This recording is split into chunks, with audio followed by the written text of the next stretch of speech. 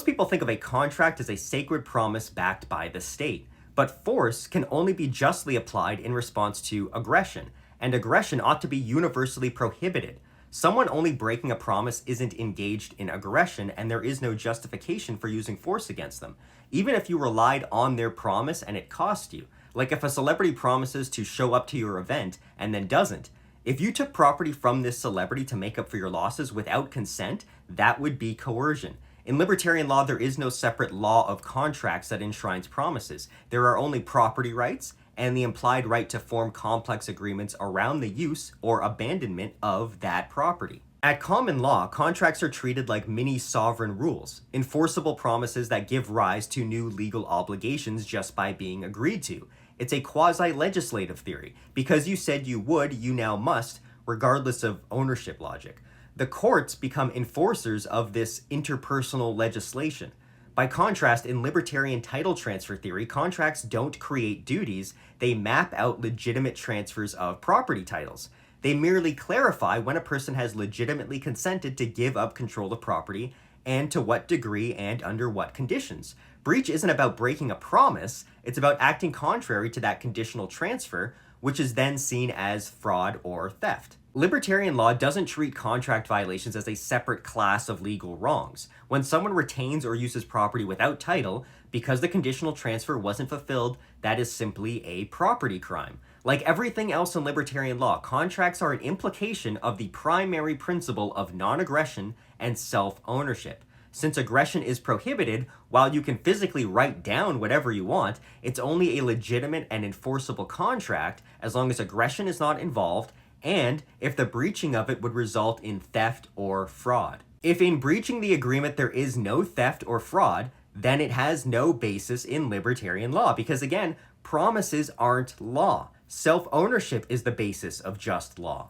In Chapter 19 of The Ethics of Liberty, Murray Rothbard wrote, "The right of property implies the right to make contracts about that property, to give it away or to exchange titles of ownership for the property of another person. The only enforceable contracts should be those where the failure of one party to abide by the contract implies the theft of property from the other party." He makes a further point with a classic debt example. Suppose Smith transfers $1,000 to Jones now in exchange for Jones promising to transfer $1,100 a year later. If Jones fails to pay at that time, then his refusal is not merely a broken promise, it is an implicit theft of Smith's property. So that would be an example of a legitimate contract. In a rental agreement, the landlord agrees to let the tenant use the property under certain conditions. It's not a sale because the ownership stays with the landlord, but they are selling permission to use the property. If those conditions are broken, the agreement is void, and the tenant no longer has rightful use.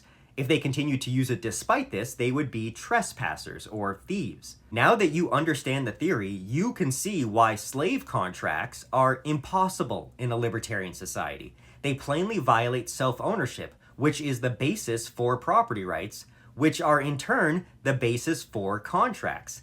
And more fundamentally, there is no possible way to transfer control. As Rothbard wrote, the only valid transfer of title of ownership in the free society is in the case where the property is, in fact and in the nature of man, alienable by man.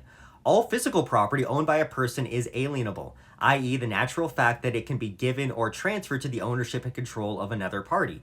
But there are certain vital things which, in natural fact and in the nature of man, are inalienable. Specifically, a person cannot alienate his will, more particularly his control over his own mind and body. Each man has control over his own mind and body, and he is, if you wish, stuck with that inherent and inalienable ownership. Since his will and control over his own person are inalienable, then so also are his rights to control that person and will. As he notes, that is the philosophical ground for the famous position in the American Declaration of Independence, that man's natural rights are inalienable. That is, they cannot be surrendered even if the person wishes to do so. You can't sell what you don't own, and no one owns the will of another human being, not even voluntarily. That's why in libertarian law, the slave contract is not just immoral, but actually logically invalid.